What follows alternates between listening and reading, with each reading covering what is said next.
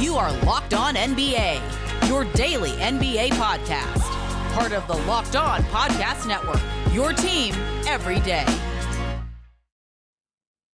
Welcome to the Wednesday edition of Locked On NBA, the daily podcast covering everything you want to know about the association and the NBA Finals. Game 1 last night. Suns win that on Wednesdays. I'm your co-host, Jake Madison, at NOLA Jake on Twitter, and the host of the Locked On Pelicans podcast. And I'm John Karalis, at RedsArmy_John on Twitter, and host of the Locked On Celtics podcast.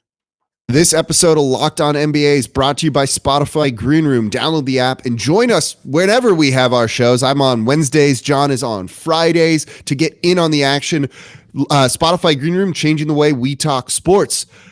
John, we finally made it to the NBA Finals after this very, very long season.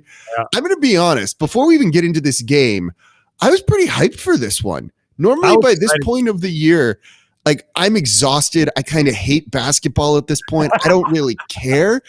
I went into this game about as excited for an NBA Finals as I've been in a really long time. Man, we got some great storylines in here. Either Giannis and the small market Bucks, after keeping their star, are going to win a title, or Chris Paul, after all of these failed attempts, is going to win a title. There's new blood. There's, all sorts of fun here. The Phoenix crowd is great. The Milwaukee crowd is great. This is just great. And this game, even though it got to like 20 points here, this was fun. Like, I'm giddy. People watching this on YouTube, I'm like just excited, smiling. This was fun. Yeah, I really enjoyed this. The first half was great. The Suns started to run away with it at one point in the second half, but the Bucks got it down to as little as 7 before the Suns, and Chris Paul, and we're going to gush about him in the third segment, just closed the door on them. But overall, this was a pretty great game 1 for the series. The Phoenix Suns do win 118-105. We're going to focus it entirely. Today's show is just about this. So, John, first impressions, what jumped out to you in this game? So first of all, I just want to say that this was one of those louder for the people in the back kind of games. The Phoenix Suns are good. For the people who are still kind of like, I don't know, louder for the people in the back. The Phoenix Suns are good. They answered everything that the Milwaukee Bucks did. But it started with the Bucks switching everything. And I don't know that the Bucks had enough time to really work on this. And this is where the condensed nature of this schedule, I think, starts to show itself in the NBA Finals. Normally, the finals would have started on Thursday, but they need to get these finals done to get these guys into the Olympics. Like, 3 of these guys are playing in the Olympic team. The Olympic team is now in training camp in Vegas. They're waiting for these 3 guys to finish. Yeah, they're like ready to go. So if the Bucks had a few more days to work on this, I think it might have gone better. They might have been able to figure some things out. But what we had here was Brook Lopez switching out onto Devin Booker and out onto Chris Paul. And the early Suns juice came from Devin Booker attacking like crazy. And the Bucks defense, which is one of their strengths, was really starting to fail them. So for me, Jake, the first part of this is the Suns. I mean, the Bucks tried to adjust to the Suns and their crazy mid-range shooting, and it didn't work early, and Devin Booker got going. No, everyone got going from early on, right? Not just Devin Booker, who was really attacking in transition to and off switches, but they ran a lot of Chris Paul, DeAndre Ayton pick and rolls too. And they switched on those. And it was, if you switched Brook Lopez out on Chris Paul, he was like, cool, I'm just going to go right at him, and just hunted that mismatch. And then if they put someone smaller, like Jrue Holiday switching on to a guy like DeAndre Ayton, they're like, cool, we got the size advantage. Let's just hit him as the roll man. And like anything the Bucks tried to do in the beginning just didn't work defensively at all. It's weird because they didn't switch a ton, or they did a good amount, I thought, in the last round, but this wasn't a switch everything team. As you said, maybe they needed some more time to work on it. But as the game went on, they started to mix in some drop coverage. And you just said it, they got eaten alive in that too. Just practice jumpers for Chris Paul, for Devin Booker in the mid-range, nailing them. Despite what people want to say, us nerds and analytics people think, that's an excellent shot from them, and we all agree. And you don't want to be giving up open mid-rangers to Chris Paul and Devin Booker because they ate them alive. I got like 10 different things to say off of what you just said. Let me start with this. Let me start with this. I'm going to clear up a misconception about the mid-range shot for the people who are thinking that this is just teed you up for this one. Yeah. This is some middle finger to the analytics nerds. The reason why the mid-range is not a good shot is because most people aren't good at it. That the mid-range shot, if you take 100 shots from the mid-range, you got to hit 50 of them to score 100 points. If you hit 34 out of 100 3-pointers, you score 102 points. That's why the math works in the favor of the 3-pointer. How many people can hit 50% of their mid-range shots? Not many. That's why the analytics say Chris Paul can, Devin Booker can. But those guys can, and that's why they should take them. And Chris Paul hitting those mid-range shots. And look, I actually just wrote a thing about the Celtics that they need to learn from the Phoenix Suns. Jaylen Brown is a good mid-range shooter. They need to get Jason Tatum, who's not. Either be a good mid-range shooter or just ditch it. That's the lesson around here from the league. So these guys, Booker, and let me just quickly go to the other thing I wanted to say. Because they were switching so much early, Devin Booker got to the rim, got a ton of confidence, got to the free throw line, was, I think, 6 of 6 early on in the first quarter, and saw the ball go in and got a ton of confidence. Then when you go to drop coverage, the mid-range shot is a free throw. That was... Chris Paul was 7 for 11 in the mid-range in this game. Right. So if you're going to do the drop coverage, do it first. If you're going to do the drop coverage, do it when these guys are coming out cold and challenge them to come out making some of those shots. Don't let them get their confidence getting to the rim. Don't let them get their confidence getting at the free throw line, which the Bucks fouled way too much. Do your drop coverage first. Do what you do best and see if that can work, and then adjust. That's where I think, and you said this actually before we started recording. It's almost like the Bucks outsmarted themselves. Yeah, I wanted to jump into that because it seems like they were planning like a game ahead, right? Like they've gotten to the finals. They're a good team, but we've seen Coach Bud just make some questionable decisions, and it was like he adjusted before the game had already been played. And I like that he's willing to change and make adjustments. That's important because we've definitely seen at times when it's like he's not doing that, and we're all screaming on Twitter like, "What are you doing?" Maybe don't do it before game one starts, though. Like there are so many things about this Bucks team that makes me want to like rip my hair out at times. And like as much as we can focus on Chris Paul and everything the Suns did right, there's so much that the Bucks did wrong, and I can't tell if that's actually encouraging if you're a Bucks fan or worse. Like they could fix a lot of this. But it's so weird. Like, why did they not come out just kind of doing their normal thing? Like you said, maybe you need to start with drop a little bit, see if they're hitting their shots or not, and then start switching kind of depending on that. You didn't need to come out switching 1 through 5, which is what they were doing. And it's like this just, I don't know. It's trying to do something a little bit too early in the series, I thought. Yep. Yeah, I agree with that completely.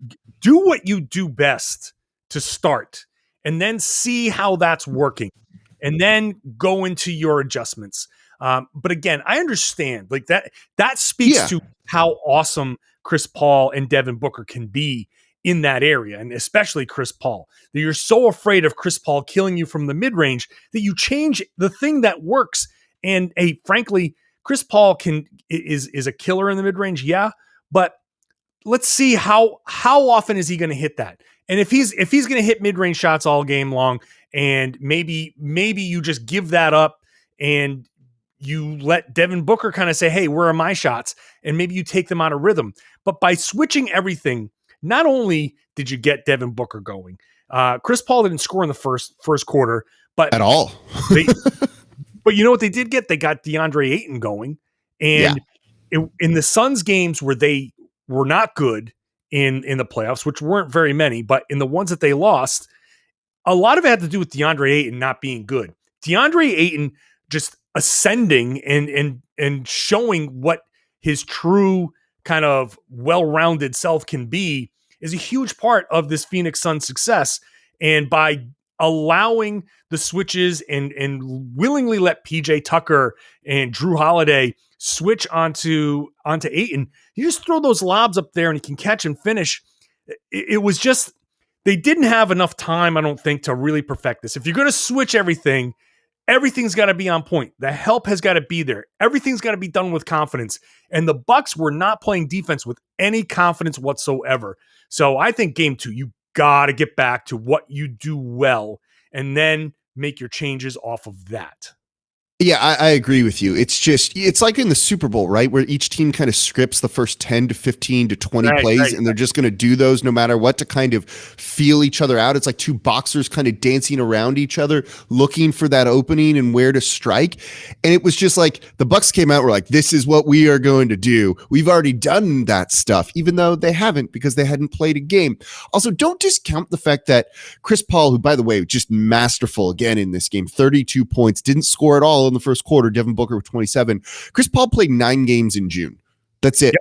Yep. In a season of attrition to a certain degree, being that well rested and able to close a game in the fourth quarter and being probably the freshest guy out there probably makes a world of difference for him and the Phoenix Suns as well. So we're going to have more on this game coming up here in the next segment. But before we get to all of that, look, today's episode is brought to you by Spotify Green Room, formerly Locker Room. Spotify Green Room is the first social audio platform made for sports fans. The app is free to download, and once you're in, you're in. You can talk with me, with John, other fans, athletes, and insiders in real time about your favorite team or sport. And there's a whole lot going on around the NBA. The draft is around the corner. Free agency is coming up after that. The finals are here, and this game was pretty fun. We're all on there talking about different things. John, you host your room on Fridays, right? Yes, I do. Friday afternoons on a basically a regular basis, but depending on what Team USA has for me this week, maybe there's a media availability that'll change that. I do mine Wednesdays, 6 p.m. Central. So we are talking today. If you want to talk all things Zion Williamson, the coaching search, all of that, but all of our hosts are on there. So if you want to get in on the conversation, and Green Room is the perfect place to do that. Go download the free Green Room app, currently available on all iOS devices. Be sure to create a profile, link your Twitter, and join the NBA group for the latest league updates. You can follow me. It's at Nola Jake. John, what's your handle? It's at John Karalis. There we go. That's super easy. We know you want to join our rooms to get in on the conversation that you listen to every day. Green Room is basically sports talk radio on demand with your favorite hosts. It's a way to also make it into a lot of the shows too. So Green Room, changing the way we talk sports.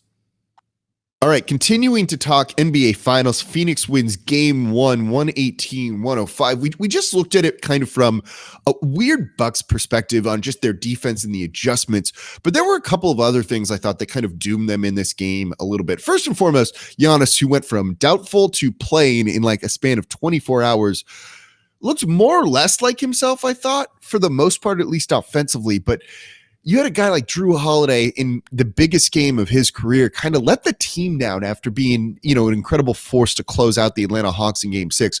4 of 14 shooting from him, 10 points, 9 assists, 7 rebounds. That's great. Khris Middleton, though, shooting 12 of 26, so 46%. Not miserable, but not great.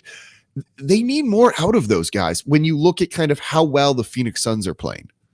Yeah, before we get to that, let me just mention that today, the road to the finals, our NBA Finals coverage is brought to you by Michelob Ultra. It's only worth it if you enjoy it, and at 2.6 carbs and 95 calories. We can all enjoy these games a little bit more in these NBA Finals.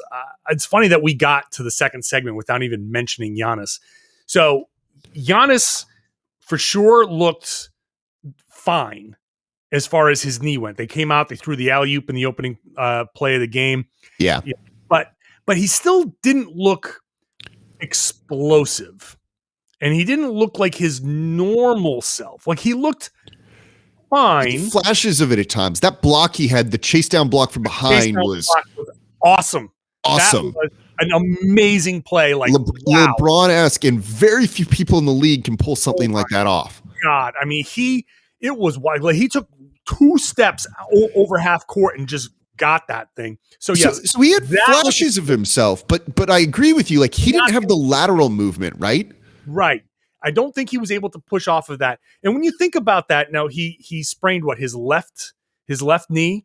So when he's driving and his pet move is spinning over to his left, and then you plant that left foot to stabilize yourself. You plant that left foot to pivot. And so you're putting a lot of pressure on the ligaments of that left knee when you're spinning that way. So he didn't really do that as effectively as he normally did, which now brings us to your point where Middleton and Holiday definitely have to help open things up for him. I think Holiday was very disappointing in this game.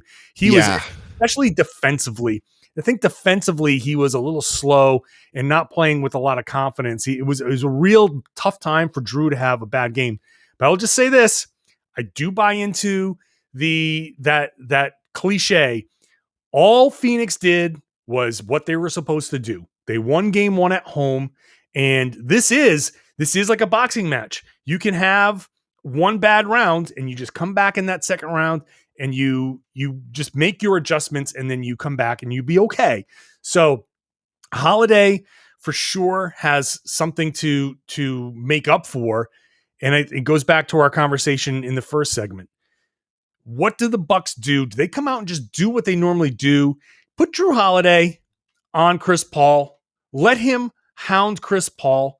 Play your drop coverage with Brook Lopez. Do what you do best and see if they can beat you doing what you do best, and then make your switch. But Holiday definitely has some motivation for game 2 to come out and focus defensively. And then on the other side, just let his defense fuel his offense.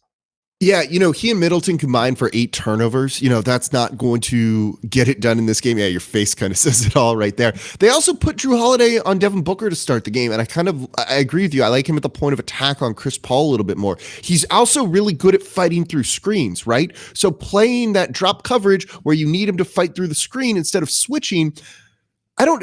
That whole thing, going back to what we just did in the first segment, it's like, what was going on there? What did you think of Coach Bud's rotations? As I texted you during the game, I think 4 or 5 times I said to myself, what is Pat Connaughton doing out there? Just like, what are you doing? I think he had a cross body block. It was a very kind of WWE move on one play. I don't know why Jeff Teague was playing at all. With Bryn Forbes at the same time. Those guys combined for like 100 minutes in the last round, and you're throwing them combined out there in game 1. I literally wrote the words on Boston Sports Journal. Jeff Teague should not play in this series. And then here comes... You're not wrong. Budenholzer out there playing him. And there were a couple of times where, look, he hit a couple of shots, but then he gave it back on the other end. There were times where guys flashed from behind him, and one play ended up an alley-oop. Teague had just come down. He'd hit a shot, goes down on defense. He's ball watching. Guy comes in from behind him. Everybody converges at the free throw line. The lob gets thrown, and that's Teague's fault. But it was 2 passes later. That's the type of thing when you're talking about a team that's struggling defensively and facing a Phoenix Suns team that basically morphed into whatever it needed to be to adjust to whatever the Bucks were trying to do.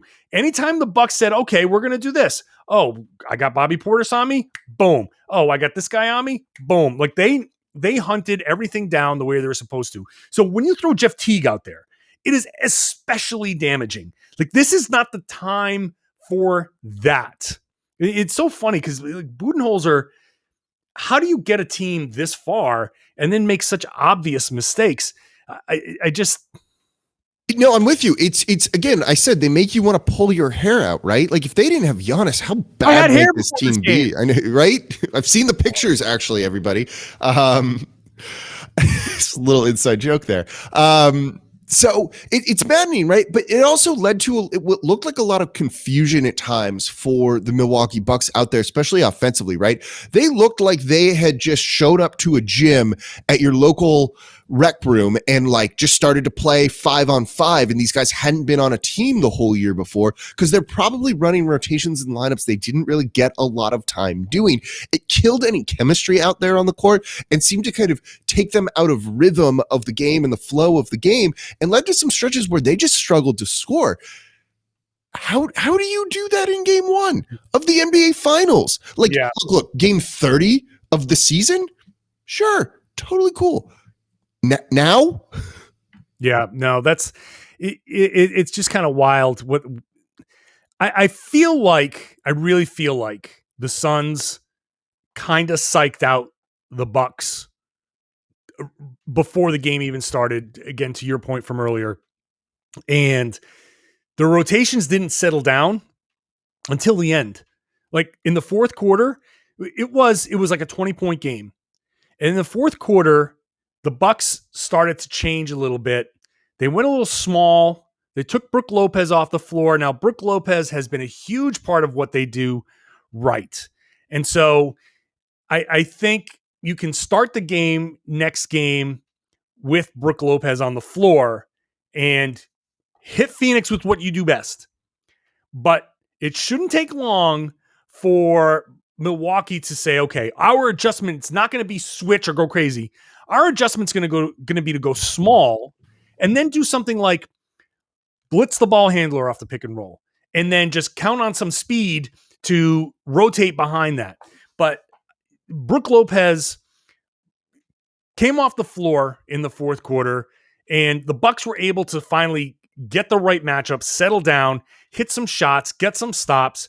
So I will say, for all of this Budenholzer kind of like shade, I think it's very easy to throw the Budenholzer shade. I think it's kind of like a knee-jerk, like, oh, the Bucks lost in a very disappointing way. How can we pin this on Budenholzer? And he gives us easy things. He makes it so easy for us. But they did flow into something in the fourth quarter. I think look, they got it within 7, right? Like it's interesting that we're kind of ragging on them a lot. And look, they lost by a good bit, but they had it close. And at half, it was reasonably close too, I thought. And for all of the things they did wrong, you fix some of that. Like the complexion of this game in this series can change instantly. Like they're kind of at almost rock bottom on this, so they only have room to go up, I think, which should make you optimistic if you're a Bucks fan. Here's what the Bucks have.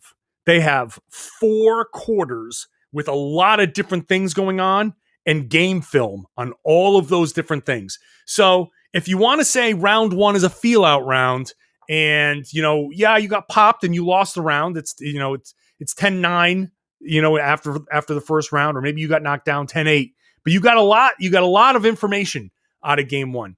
So for all of the ragging that we do, and it's the thing that we love to do, they get a ton of information, and there is ample opportunity for them to say, this didn't work, this did, we can tweak this, tweak that. Game 2 has a strong chance of being a very different game. Yeah, I fully agree. So we've talked a lot about the Bucks. In the next segment, let's get into a little bit more about the Suns and Devin Booker and Chris Paul and all of the things that they did right, because they did a whole lot of things right. But before we get to that, today's episode of Locked On NBA is brought to you by Built Bar. Built Bar, the protein bar out there. And look, they've got something up this week only, July 6th through 9th, a limited time flavor, the Built Grasshopper Cookie Bar. This thing is essentially a Thin Mint in protein bar form. The best of all of the Girl Scout cookies. There's no denying that. And now they've made it healthy for you. John, you tried these. They're unbelievable. I got sent a sample box, like 5 of them, and they were gone within 5 days. I didn't realize I was supposed to hold on to them until now to use as a display thing.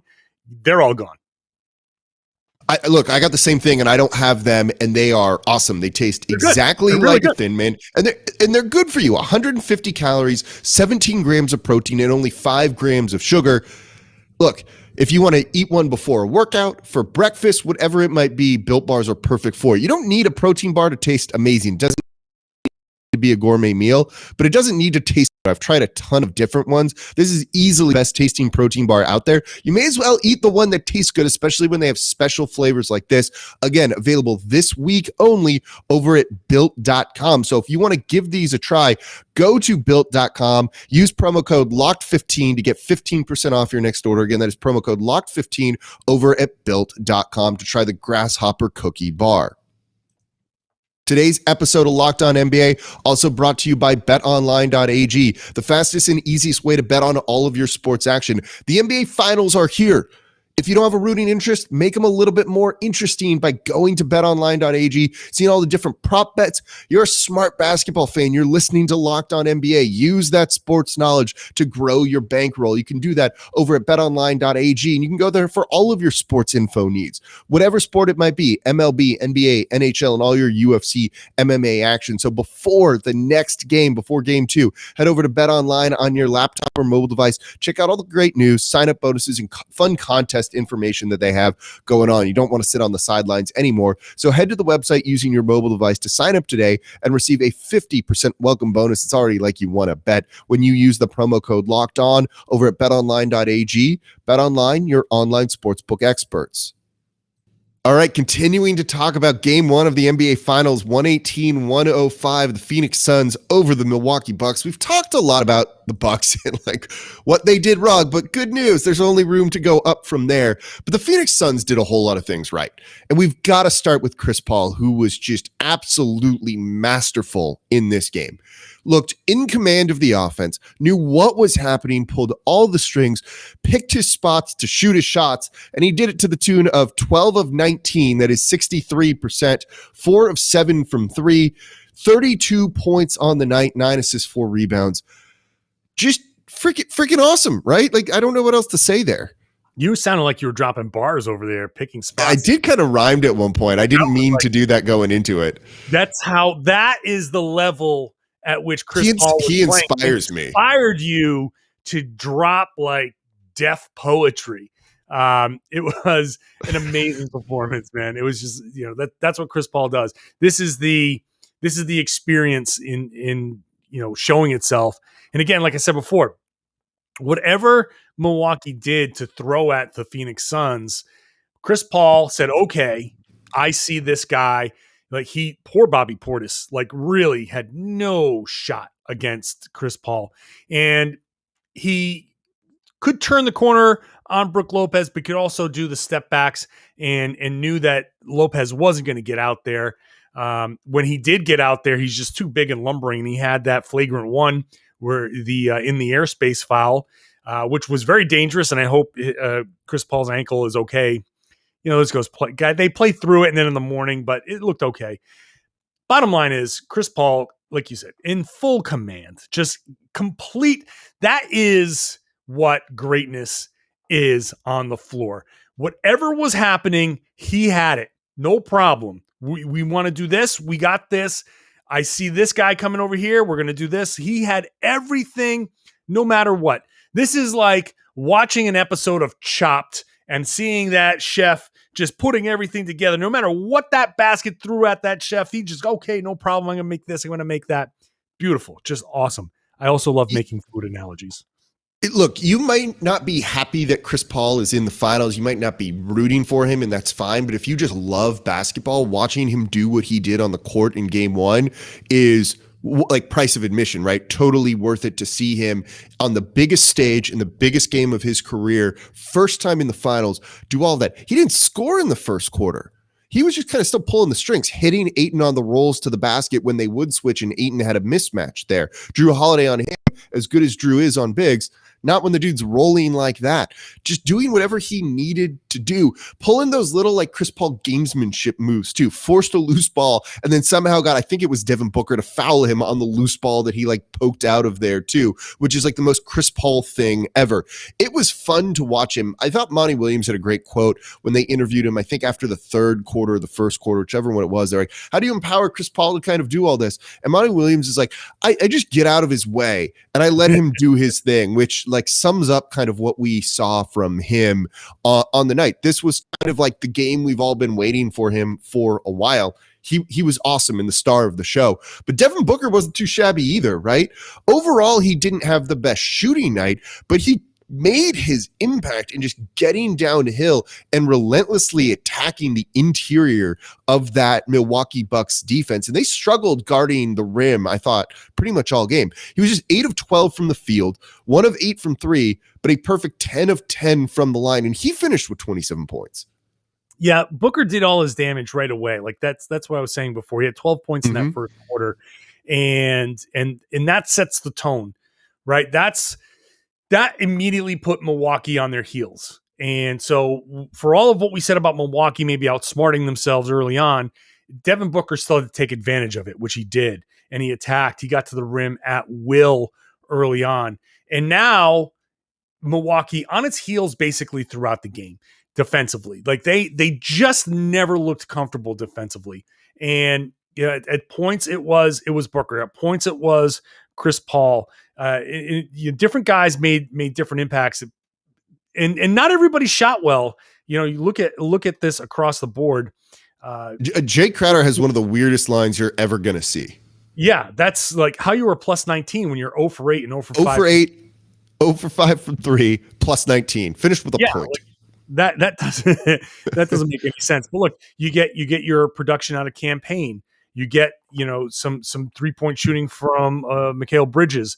I'm curious to see what the Dario Saric injury is. I haven't seen what that is, and they weathered the storm because they already had the Bucks on their heels.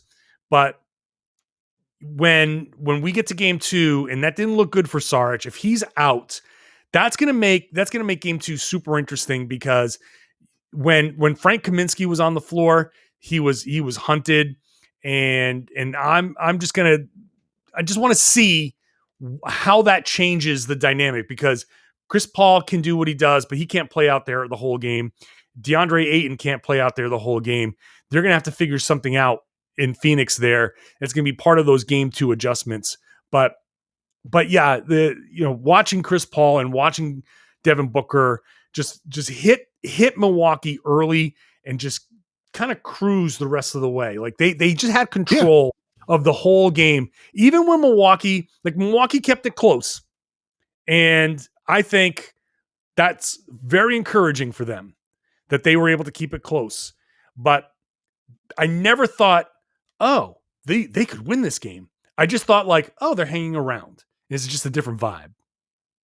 Yeah, no, totally. And look, it was a pretty well-rounded performance from like most people on the Phoenix Suns, right? Other than Jay Crowder, but his defense was exceptional, particularly to start the game out there on the wing. You had Cameron Johnson with 10, Mikal Bridges with 14, DeAndre Ayton with 22 and 19, by the way. You had Cam Payne off the bench with 10 points. Cameron Johnson hit a couple of threes for another 10 points. Like they kind of all just filled their role really well and kind of played up to what you expect from them. If one of those guys lets them down a little bit and the Bucks make some adjustments, and we expect the Bucks to do so, this game looks entirely different. So we're expecting this to really not follow the script as we saw game 2, or game 2 is going to follow a different script than game 1. I'm more excited about this series. Like the Bucks did not play well in this. They were not hitting shots. They seemed disorganized and kind of lost out there. And they were still within 7 in the fourth quarter. That's like a testament to them and their skill and what they're capable of doing, I think. Let's also keep in mind that Milwaukee came off a tough series against Atlanta. They flew from Atlanta to Milwaukee, got their stuff, flew to Phoenix, and like a day later, they're playing in a game. While Phoenix was, what's their travel? Phoenix to LA, short flight. They've had time to rest. Like you said before, Chris Paul's had a lot of rest. The Suns had an advantage there in getting to be home, getting to be in that time zone. Milwaukee switches time zones. It's a little bit different. It's a little bit of a later game for them. And so there's going to be some adjusting there for Milwaukee. And that's what I think is going to be part of what makes game 2 a little bit different. They're going to have their day off. They're going to make their adjustments, but they're going to be in that same place. They're going to get a little bit of rest. The guys didn't play too many minutes except for Khris Middleton, who played 44, but Giannis only played 35. So I think there's going to be a little bit different energy to start game 2. Oh, yeah, absolutely. And look, if you want to know about either of these two teams, please check out the Locked On Bucks podcast hosted by Kane Pittman. And of course, the Locked On Suns podcast too, hosted by Brendan Clean. Both of them are doing amazing work and have been covering these teams excellently in the run up to the finals. You get more in-depth analysis on each of those teams from the people who cover them every single day. No better way to do it than the Locked On Suns podcast and the Locked On Bucks podcast. And that's going to do it for us on the Locked On Wednesday edition of of NBA here, the Locked On NBA podcast. Don't forget, if your team's not in the finals, there's only 2 teams that are, means you're probably looking towards the draft, and that means starting on July 19th, the Ultimate Mock Draft 2021, presented by Locked On and Odyssey, featuring analysis from the GOAT of NBA mock drafts, Chad Ford, and Odyssey NBA experts, Brian Scalabrine and former general manager Ryan McDonough. Our Locked On NBA local experts will make their selections and trades for your favorite basketball teams throughout this week-long special event. Search the Ultimate Mock Draft 2021 on the new Odyssey app or wherever you get your podcasts. Odyssey is your home for all the sports, podcasts, music, and news that matter to you. That's Odyssey, AUDACY. And on Wednesdays, I'm your co-host, Jake Madison, at NOLA Jake on Twitter, and the host of the Locked On Pelicans podcast. And I'm John Karalis at RedsArmy_John on Twitter, and I host the Locked On Celtics podcast. Thank you all for listening.